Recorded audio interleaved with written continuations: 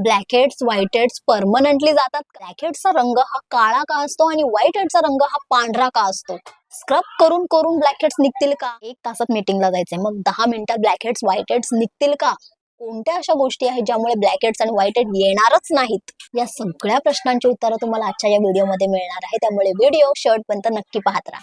Point number 1, blackheads whiteheads नक्की काय असतात? तर ब्लॅकहेड्स आणि व्हाईटहेड्स हे दोन्ही कॉमेडॉन्स प्रकारात येतात. आता कॉमेडॉन्स म्हणजे काय?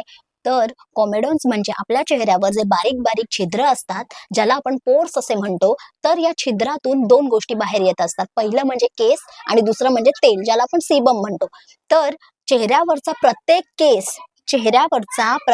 केस हा एका छिद्रातूनच बाहेर येतो, म्हणजे एका पोर्स मधूनच बाहेर येतो आणि त्याच पोर्सच्या आतमध्ये सिबॅशियस ग्लँड ही जोडलेली असते, जी नैसर्गिकरित्या तेल बनवण्याचं काम करत असते. आपल्या चेहऱ्यावर जे ऑइल येतं, जे तेल येतं, ते तीच ग्लँड बनवत असते. तर या पोर्स मधून सतत तेल बाहेर येत असतं. तर आता ही नॅचरल प्रोसेस झाली, ही नैसर्गिक प्रक्रिया झाली, बरोबर. पण बाहेरची धूळ, प्रदूषण, डेड स्किन सेल्स यांच्यामुळे जर ही प्रोसेस थांबली तर तिथे कोमेडॉन्स तयार होतात. अजून सोप्या भाषेमध्ये जर सांगायचं झालं तर कोमेडॉन्स म्हणजे ब्लॉकेज. आता ती प्रोसेस न झाल्यामुळे म्हणजे तिथे काहीतरी अडकून बसलंय, बरोबर. आता काहीतरी अडकून बसलंय, त्याच्यामुळे तेल बाहेर येतच नाहीये, तर तिथे ब्लॉक झालंय, बरोबर, ब्लॉकेज झालेलं आहे. तर ब्लॉकेज म्हणजेच ब्लॉक पोर्स आणि ब्लॉक पोर्स म्हणजेच कोमेडॉन्स. आता या कोमेडॉन्स मध्ये सुद्धा 2 प्रकार येतात. पहिलं म्हणजे ओपन कोमेडॉन, ज्याला आपण ब्लॅकहेड्स असे म्हणतो, आणि दुसरं म्हणजे क्लोज कोमेडॉन्स, ज्याला आपण व्हाईटहेड्स असे म्हणतो. पॉइंट नंबर 2, ब्लॅकहेड्स काळा का दिसतो आणि व्हाईटहेड्स पांढरा का दिसतो? आता खूप लोकांना वाटत असेल की त्याच्यामध्ये मळ साचली आहे म्हणून तो ब्लॅक दिसतो, तर तसं नाहीये. ब्लॅकहेड्स हा त्याच्या नावाप्रमाणेच ओपन कोमेडॉन आहे, बरोबर. तर तो ओपन असल्यामुळे त्याच्या आतमध्ये सीबम प्लस डेड स्किन सेल्सचं मिश्रण जे साचलेलं असतं, त्याचा संपर्क बाहेरच्या हवेसोबत संपर्क आल्यामुळे तो ऑक्सिडाइज आणि ऑक्सिडाइज होऊन त्याचा रंग काळा होतो. आता एक्झाम्पल द्यायचं झालं तर ऍपल आपण कट केल्यानंतर तो असाच जर ओपन ठेवला तर त्याचा हवेशी संपर्क येऊन त्याचा रंग ऑक्सिडाइज होऊन काळा पडतो, बरोबर. त्याचप्रमाणे ब्लॅकहेड्स आहे. आता व्हाईटहेड्सचं बोलायचं झालं तर व्हाईटहेड्स सुद्धा त्याच्या नावाप्रमाणे क्लोज्ड कोमेडॉन आहे, बरोबर. आता क्लोज असल्यामुळे त्याच्या आतमधलं जे मिश्रण आहे सीबम प्लस डेड स्किन सेल्सचं, त्याचा संपर्क हवेशी येतच नाही. हवेशी संपर्क नाही त्यामुळे ऑक्सिडेशन नाही, आणि ऑक्सिडेशन नाही त्यामुळे रंग बदलत नाही, काळा होत नाही, आणि तो पांढरा बनूनच राहतो. पॉइंट नंबर 3, ब्लॅकहेड्स व्हाईटहेड्स कोणाला होतात? जे स्किन ऑइली आहे, ज्यांची स्किन कॉम्बिनेशन आहे, या दोघांना जास्तीत जास्त ब्लॅकहेड्स आणि व्हाईटहेड्स होऊ शकतात. तिसरं म्हणजे नॉर्मल स्किनला कधी कधी होऊ शकतात, आणि चौथं म्हणजे ड्राय स्किनला सुद्धा होऊ शकतात, कारण हेवी मॉइश्चरायझर लावून लावून कधी कधी पोर्स ब्लॉक सुद्धा होऊन त्यांना ब्लॅकहेड्स किंवा व्हाईटहेड्स होऊ शकतात. पॉइंट नंबर 4, ब्लॅकहेड्स आणि व्हाईटहेड्स कुठे कुठे बघायला मिळतात? तर ब्लॅकहेड्स आणि व्हाईटहेड्स हे नोजवर, चिनवर, फोरहेडवर, चीक्सवर, कधी कधी तुम्हाला ब्रेस्टवर आणि पाठीवर सुद्धा बघायला मिळते. नंबर 5, ब्लॅकहेड्स आणि व्हाईटहेड्स का होतात? तर मला माहित आहे की पोर्स ब्लॉक झाल्यामुळे ब्लॅकहेड्स आणि व्हाईटहेड्सचा इश्यू येतो. तर असे कोणती कारण आहेत ज्याच्यामुळे आपले पोर्स ब्लॉक होऊ शकतात? तर पहिलं म्हणजे प्रॉपर फेस क्लीन न केल्यामुळे. दुसरं म्हणजे जर तुम्ही जिम करत असाल तर खूप घाम येऊन तुमचे पोर्स ब्लॉक होऊन तुम्हाला ब्लॅकहेड्स आणि व्हाईटहेड्सचा इश्यू येतो. तिसरं म्हणजे तुम्ही जर खूप मेकअप करत असाल तर तुम्हाला स्किन तुमची ब्रीदच जर करू शकत नसेल तर पोर्स क्लॉग होऊन त्यांना ब्लॅकहेड्स आणि व्हाईटहेड्सचा इश्यू येतो. चौथं म्हणजे एक्स्ट्राचं सीबम प्रोडक्शन, आणि पाचवं म्हणजे चुकीचे स्किन केअर प्रोडक्ट्स वापरल्यामुळे तुम्हाला ब्लॅकहेड्स आणि व्हाईटहेड्सचा इश्यू येऊ शकतो. आता मी असं गृहीत धरते की तुम्हाला ब्लॅकहेड्स आणि व्हाईटहेड्स झालेत, तर ब्लॅकहेड्स आणि व्हाईटहेड्स झाल्यावर काय करायचं नाही ते सगळ्यात आधी आपण बघणार आहोत. तर पॉइंट नंबर 6, पहिलं म्हणजे स्क्रब करून ब्लॅकहेड्स आणि व्हाईटहेड्स काढायचा प्रयत्न करायचा नाही. दुसरं म्हणजे चेहऱ्याला वाफ घेऊन टूल्सने, एखादं हत्यार येतं, टूल्सने ब्लॅकहेड्स आणि व्हाईटहेड्स काढायचा प्रयत्न करायचा नाही. तिसरं म्हणजे नखांनी स्क्वीज करून म्हणजे दाबून ब्लॅकहेड्स आणि व्हाईटहेड्स काढायचा प्रयत्न करायचा नाही.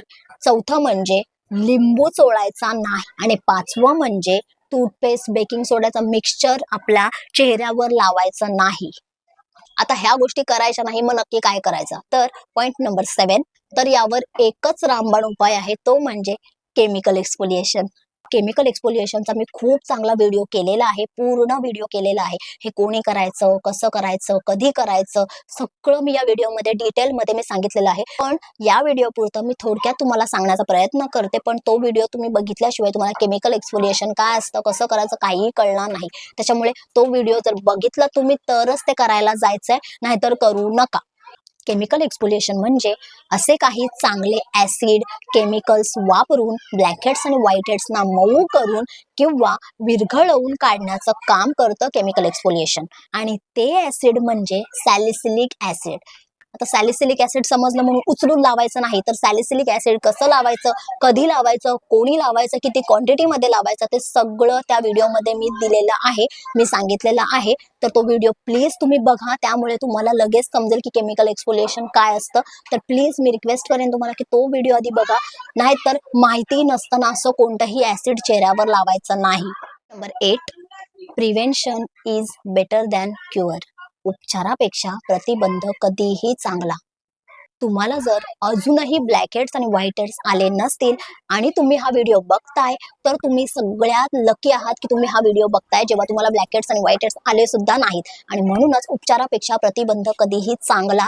तर ब्लॅकहेड्स आणि व्हाईटहेड्स तुम्हाला येऊच नये त्याच्यासाठी मी या ज्या 4 स्टेप तुम्हाला ज्या सांगणार आहे त्या तुम्ही तुमच्या रुटीनमध्ये नक्की इन्क्लूड करा, ज्याच्यामुळे तुम्हाला ब्लॅकहेड्स आणि व्हाईटहेड्स कधीही येणार नाही. Step number 1, double cleansing. तुम्हाला डबल क्लेन्झिंग करायचे आहे, तर डबल क्लेन्झिंग कशी करायची त्याच्यावर मी एक शॉर्ट व्हिडिओ नक्की करेन. पण इथे आता मी तुम्हाला शॉर्टली सांगते की एक ऑइल घ्यायचं आहे, कोणतंही तुम्हाला सूट होणारं कोणतंही चांगलं ऑइल घ्यायचं आहे. ऑइल तुम्हाला आधी हातावर असं लावायचं आहे आणि चेहऱ्याला तुम्हाला असं सगळं जे काही तुमचं मेकअप असेल, सनस्क्रीन असेल, जे काही असेल तुमच्या चेहऱ्यावर ते आधी मेल्ट करून घ्यायचं आहे, ते काढून टाकायचं आहे. त्याच्यानंतर तुम्हाला माइल्ड फेस वॉशने चेहरा वॉश करून टाकायचा आहे. ठीक आहे. डबल क्लेन्झिंग फक्त रात्री करायचे आहे, दिवसा तुम्हाला माइल्ड फेस वॉशने चेहरा वॉश करायचा आहे. सेटाफिलचा सुद्धा क्लेन्झर खूप चांगला आहे. Step number 2, chemical exfoliation. तर मी जसं मगाशी तुम्हाला सांगितलं की केमिकल एक्सफोलिएशनचा वेगळा व्हिडिओ केलेला आहे, तर तो सगळ्यात आधी बघा, म्हणजे तुम्हाला सगळी माहिती मिळून जाईल. स्टेप नंबर 3, मॉइश्चरायझर स्किप करायचं नाही. लक्षात घ्या, जर तुम्ही चांगला फेस वॉश करताय, फेस वॉश करून झाल्यानंतर चेहरा असा सोडून दिला, तर आपला जो मेंदू आहे तो काय करणार, सिबॅशियस ग्लँडला लगेच तो ऑर्डर देणार की सरफेस एरिया ड्राय झाला आहे, पटापट तेल सोडा. आपला जो मेंदू आहे तो आपल्या पूर्ण शरीराचा बॉस आहे, तर बॉसचं ऐकायचं. त्याच्यामुळे बॉस लगेच सिबॅशियस ग्लँडला ऑर्डर देतो की सरफेस एरिया ड्राय आहे, कृपया तेल सोडा. मग सिबॅशियस ग्लँड काय करतं, ऑइल प्रोडक्शन त्यांचं फास्ट चालू होतं आणि फास्ट चालू झाल्यामुळे ते कसंही तेल सोडतात, कितीही प्रमाणात तेल सोडतात. तर त्याच्यामुळे एक्स्ट्रा सीबम प्रोडक्शन झाल्यामुळे पोर्स आपले ब्लॉक होतात आणि ब्लॉक झाल्यानंतर तुम्हाला माहीतच आहे ब्लॅकहेड्स आणि व्हाईटहेड्सचा जन्म होतो, बरोबर. तर हे चक्र असंच फिरत राहणार आहे. हे जर तुम्हाला नको असेल तर तुम्ही मॉइश्चरायझर स्किप करू नका. Step number 4, sunscreen sunblock is must. जर दिवस असेल तर सनस्क्रीन नक्की लावा. SPF 50चं सनस्क्रीन तुम्ही लावलं पाहिजेत. जर रात्र असेल तर फक्त मॉइश्चरायझर पर्यंत तुम्ही स्टेप आपली कंप्लीट करू शकता, एंड करू शकता. ठीक आहे. पण जर दिवस असेल तर ही 4थी स्टेप आहे, ती तुम्हाला इन्क्लूड करायलाच लागेल. Sunscreen is must. आता केमिकल एक्सफोलिएशन बद्दल एवढं सगळं सांगून झाल्यानंतर तुम्हाला एक प्रश्न पडू शकतो की केमिकल एक्सफोलिएशनमुळे ब्लॅकहेड्स आणि व्हाईटहेड्स परमनंटली जातात का? तर याचं उत्तर आहे नाही. पण 100% तुम्ही त्यांना कमी मात्र नक्की करू शकता. आता नाही म्हणण्याचं कारण काय?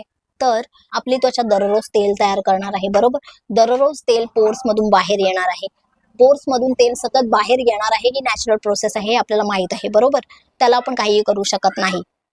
त्याच्यानंतर दररोज आपण धूळ प्रदूषण याच्यातून जाणार आहोत, डेड स्किन सेल्स त्याच्यामध्ये जाणार आहेत, पोर्स ब्लॉक होणार आहेत, बरोबर. आणि योग्य ती काळजी न घेतल्यामुळे जे ब्लॉकेज झालेलं आहे त्याच्यातून तुम्हाला माहीतच आहे की ब्लॅकहेड्स आणि व्हाईटहेड्सचा जन्म होणार आहे. तर हे चक्र जे आहे ना ते असं चालूच राहणार आहे, बरोबर. मग केमिकल एक्सफोलिएशन एकदा करून तुम्हाला असं वाटत असेल की एकदा केलं आणि मग परमनंटली ब्लॅकहेड्स आणि व्हाईटहेड्स येणार नाही, तर तसं नाहीये. एकदा करून उपयोग नाही, हा पूर्ण रुटीन असायला पाहिजे.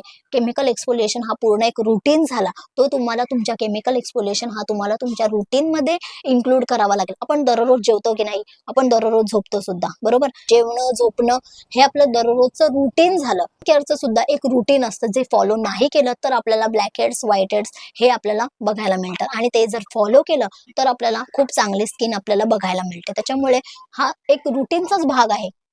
तुम्हाला चांगले प्रोडक्ट, चांगले स्किन केअरचे प्रोडक्ट तुमच्या रुटीनमध्ये ॲड करायला लागतील. तुम्हाला कन्सिस्टन्सी ठेवावी लागेल, तेव्हा कुठे तुम्हाला खूप चांगली त्वचा बघायला मिळेल. असं नाही की एकदा खाल्लं की झालं, असं नाही ना. एकदा जेवलं म्हणजे आयुष्यभर जेवायची गरज नाही, असं नाही ना होत. एकदा झोपलं म्हणजे आयुष्यभर आपण झोपणारच नाही, असं तर नाही ना होत. दररोज आपण जेवतो, दररोज आपण झोपतो. त्याचप्रमाणे एकदा केमिकल एक्सफोलिएशन करून उपयोग नाही. तुम्हाला तो रुटीन ठेवावा लागेल आणि कसं करायचं, काय करायचं ते त्या व्हिडिओमध्ये आहेच. त्याच्यामुळे तो व्हिडिओ नक्की पाहत राहा. नेहा, तू सांगितलेलं सगळं आम्ही करायला तयार आहोत. आम्ही केमिकल एक्सफोलिएशन करणार, आम्ही 4 स्टेपचं रुटीन सुद्धा करणार आहोत. पण आम्हाला आता या सिच्युएशन मधून बाहेर काढ. आम्हाला आता 1 तासात मीटिंग आहे किंवा कुठे बाहेर जायचं आहे, जिथे आम्हाला प्रेझेंटेबल दिसायचं आहे. तर 10 मिनिटात ब्लॅक हेड्स आणि व्हाईट हेड्स काढता येतील का? तर हो. तुम्हाला जर खरंच इमर्जन्सी असेल, जिथे तुम्हाला इन्स्टंट तुम्हाला काहीतरी करायचं आहे, तर तुम्ही काय करू शकता, तर तुम्हाला यावर एकच उपाय तुम्ही करू शकता, ते म्हणजे नोज स्ट्रिप. हो. पण लक्ष द्या, तुम्हाला इमर्जन्सी असेल तेव्हाच तुम्हाला हे यूज करायचं आहे. अदरवाईज मी हे तुम्हाला कधीच सजेस्ट करणार नाही. ओके. जर तुम्हाला इमर्जन्सी असेल तर तुम्ही यूज करू शकता. पण तुम्ही हे दररोज यूज करायचं नाही. इथे मी फोटो दाखवेन. तुम्ही सेफली कोणता नोज स्ट्रिप यूज करू शकता. हिप हॉपचं एक नोज स्ट्रिप येतं. त्याच्यातला जो ब्लॅक कलरचा जो पोर्शन असतो तो तुम्हाला स्किनला टच होईल असा लावायचा आहे आणि व्हाईटवाला पोर्शन असेल तो तुम्हाला वरच्या वर असं दिसेल.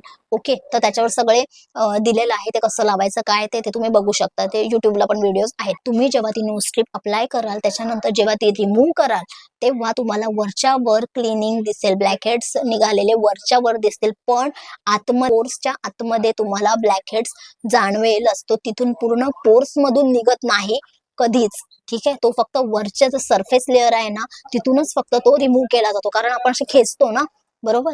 तर खेचल्यामुळे फक्त सरफेस लेअरवरचाच ब्लॅक हेड रिमूव्ह होतो.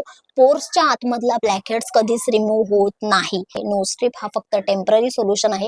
तुम्हाला इमर्जन्सी असेल तेव्हाच फक्त यूज करा, अदरवाईज यूज नका करू. शेवटपर्यंत व्हिडिओ पाहिल्याबद्दल खूप खूप थँक्यू. हा व्हिडिओ जर तुम्हाला जरा तरी हेल्पफुल वाटला असेल तर नक्की लाईक करा, शेअर करा, सबस्क्राईब करा आणि सबस्क्राईबच्या बाजूला जो बेल आयकॉन आहे तो सुद्धा हिट करा. म्हणजे जे काही व्हिडिओज अपलोड करेन त्याचं नोटिफिकेशन सगळ्यात आधी तुम्हाला येईल.